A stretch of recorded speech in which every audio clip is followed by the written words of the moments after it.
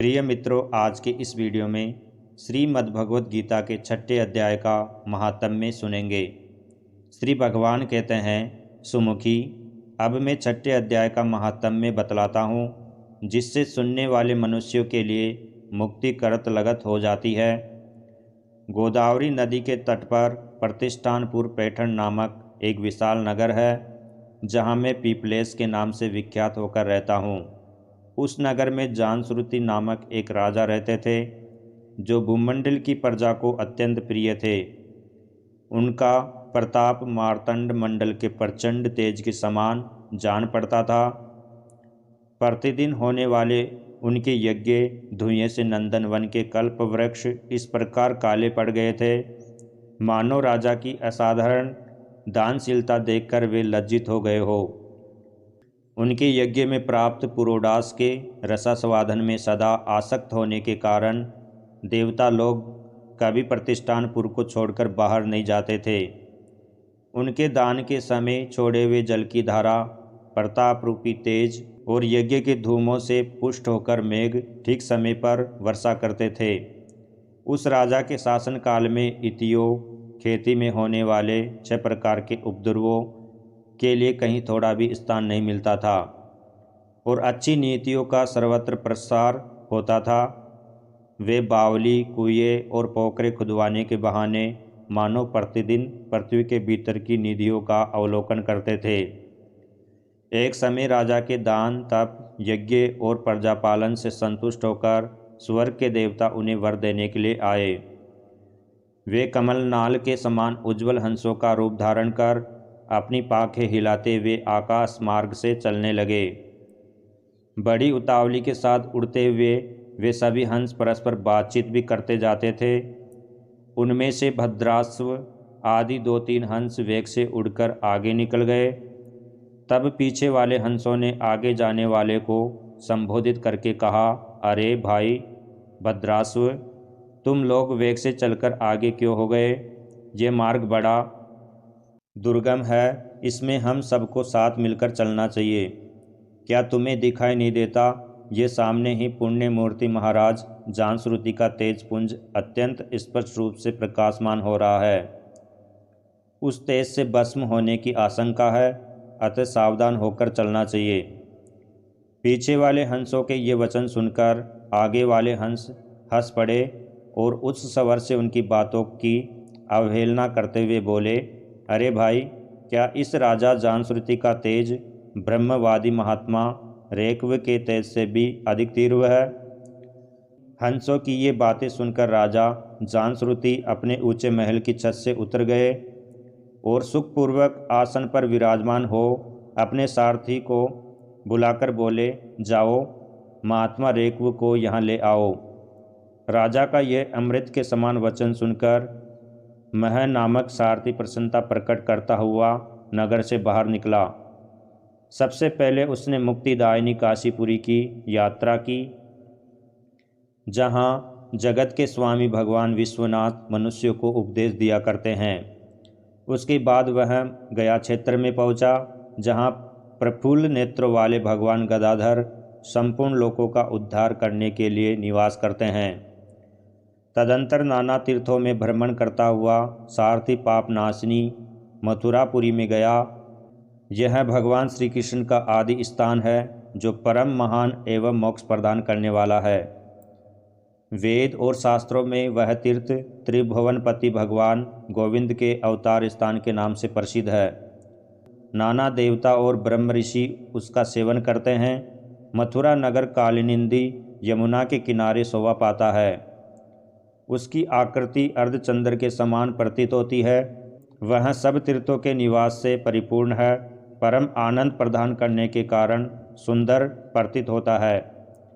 गोवर्धन पर्वत के होने से मथुरा मंडल की शोभा और भी बढ़ गई है। वह पवित्र वृक्षों और लताओं से आवृत है। उसमें 12 वन है। वह परम पुण्यमय तथा सबको विश्राम देने वाले सुरतियों के सारभूत भगवान श्री कृष्ण की आधार भूमि है।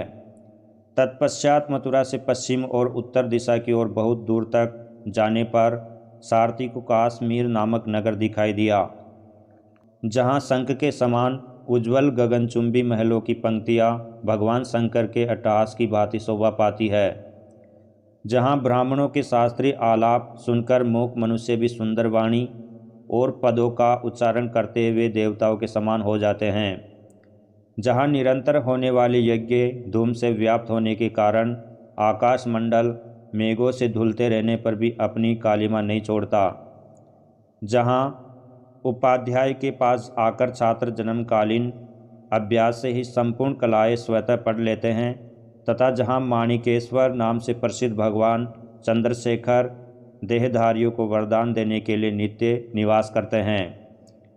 काश्मीर के राजा माणिकेश ने दिग्विजय में समस्त राजाओं को जीतकर भगवान शिव का पूजन किया था, तभी से उनका नाम माणिकेश्वर हो गया था। उन्हीं के मंदिर के दरवाजे पर महात्मा रेक्व एक छोटी सी गाड़ी पर बैठे अपने अंगों को खुजलाते हुए वृक्ष की छाया का सेवन कर रहे थे। इसी अवस्था में सारथी ने उन्हें देखा। राजा के बताए हुए भिन्न भिन्न चिन्हों से उसने शीघ्र ही रेक्व को पहचान लिया और उनके चरणों में प्रणाम करके कहा, ब्राह्मण, आप किस स्थान पर रहते हैं? आपका पूरा नाम क्या है? आप तो सदा स्वच्छंद विचरने वाले हैं, फिर यहाँ किस लिए ठहरे हैं? इस समय आपका क्या करने का विचार है? सारथी के ये वचन सुनकर परम आनंद में निमग्न महात्मा रेक्व ने कुछ सोचकर उससे कहा, यद्यपि हम पूर्ण काम है, हमें किसी वस्तु की आवश्यकता नहीं है, तथापि कोई भी हमारी मनोवृत्ति के अनुसार परिचर्या कर सकता है। रेक्व के हार्दिक अभिप्राय को आदरपूर्वक ग्रहण करके सारथी धीरे से राजा के पास चल दिया। वहां पहुंचकर राजा को प्रणाम करके उसने हाथ जोड़कर सारा समाचार निवेदन किया।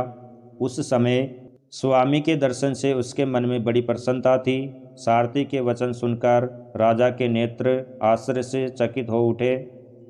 उनके हृदय में रेक्व का सत्कार करने की श्रद्धा जागृत हुई। उन्होंने 2 खच्चरियों से जुती हुई एक गाड़ी लेकर यात्रा की, साथ ही मोती के हार, अच्छे अच्छे वस्त्र और 1 सहस्त्र गोये भी ले ली।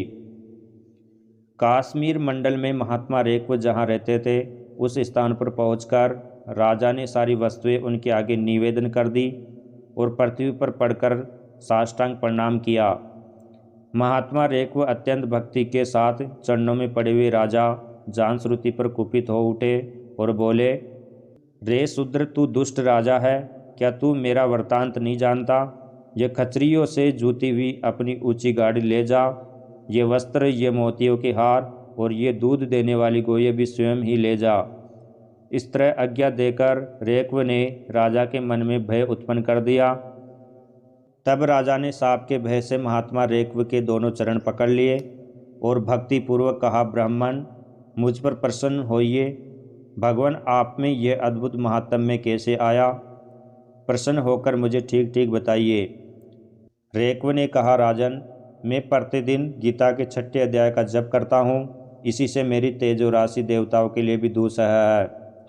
तदंतर परम बुद्धिमान राजा जानश्रुति ने यत्नपूर्वक महात्मा रेक्व से गीता के 6ठे अध्याय का अभ्यास किया, इसी से उन्हें मोक्ष की प्राप्ति हुई।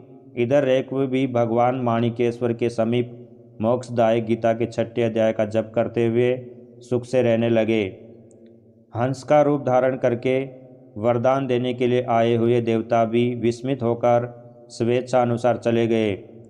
जो मनुष्य सदा इस एक ही अध्याय का जप करता है, वह भी भगवान विष्णु के ही स्वरूप को प्राप्त होता है, इसमें तनिक भी संदेह नहीं है।